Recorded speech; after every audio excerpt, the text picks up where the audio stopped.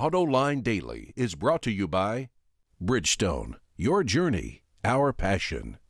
Dow Automotive Systems, improving durability and increasing design flexibility with Betamate structural adhesives at dowbetamate.com. And by Hyundai. Experience the 2011 Hyundai Sonata today at HyundaiSonata.com. This is Autoline Daily for November 8, 2011, and here's the news. And there's more bad news for Toyota. Its quarterly profit plummeted 72% to about $1 billion. Compared to the same time a year ago, its vehicle sales are down by 689,000 units. Blame it on part shortages from the disastrous tsunami, which severely impacted production. And the future looks grim as well. The company warned it faces more challenges because of the flooding in Thailand. And when you throw in a strong yen into the mix, the Japanese industry as a whole, not just Toyota, is in trouble. It's no wonder the company declined to give out any financial forecast for its fiscal year, which ends next March. General Motors is changing the leadership of its operations in Europe. After 37 years with the company, Nick Riley, who is 61 years old, will step down as president of GM of Europe next March. He will be replaced by Karl Straka, 55 years old, who currently is CEO of Opel. GM Europe and Opel have been losing money for years, though so far this year those losses are far lower than what they have been. And the people at Opel will likely be relieved that someone from Opel is finally running all of GM Europe, which should squelch any lingering rumors that GM may dump Opel.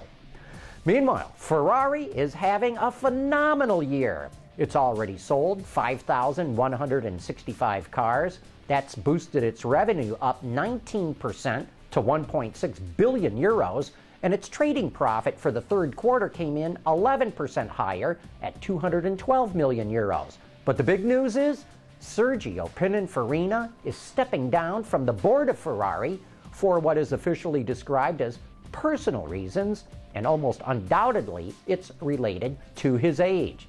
Sergio is 85 years old. The Pininfarina design house has designed just about every Ferrari that's ever been built, and Ferrari promises to continue that relationship. Sergio Pininfarina will be replaced on the Ferrari board by Richard Palmer, the chief financial officer at Fiat and Chrysler. So far this year in the EV sales race, the Chevy Volt is behind the Nissan Leaf. GM says that's got more to do with availability than the Volt's higher sticker price. To help boost the number of Volts, the company is temporarily lifting a ban preventing dealers from selling demonstration models. Wards reports this will double the inventory available to 4,100 units. GM originally predicted 10,000 sales this year, but through October, GM has only sold 5,000 Volts. However, production is slowly ramping up, and the Volt had its best sales month in October with just over 1,100 cars going to customers. Daimler's commercial vehicle operations in North America just announced it's become the first commercial vehicle manufacturer to sell 1,000 natural gas trucks. Wow! I didn't even realize they sold natural gas semi-trucks in the U.S. But it turns out Freightliner has a truck with an 8.9-liter Cummins Westport engine dedicated to run on natural gas. In addition to lower emissions, Daimler says natural gas trucks help cut fuel costs by 30 to 40% compared with diesels. Ford will show off an updated Flex at the Los Angeles Auto Show next week.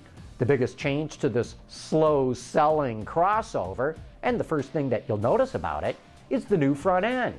It's less boxy than before, and the blue oval is gone, replaced by FLEX spelled out across the leading edge of the hood.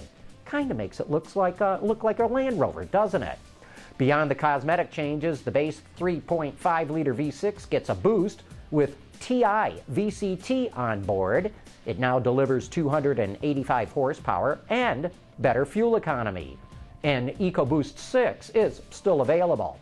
Inside, the Flex gets a host of new safety and convenience features, including inflatable rear seat belts and the next generation My Ford Touch system. Hopefully, these upgrades will improve its showroom performance. According to Wards, Ford sold fewer than 2,000 Flexes last month. Coming up next, a look at technology that will automatically bring your car to a stop if you happen to be distracted. What if we always settled for the first thing that came along? Then we'd never have gotten here. Introducing the Sonata Hybrid from Hyundai. Electronic driving aids are becoming more prevalent and more popular. The supplier company Continental has been busy working on automated braking systems that will prevent a car from getting in a low-speed accident, especially in cases of driver distraction. Take a look. Hello, my name is Catalin Bugneziano. I am with Continental developing driver assistance systems.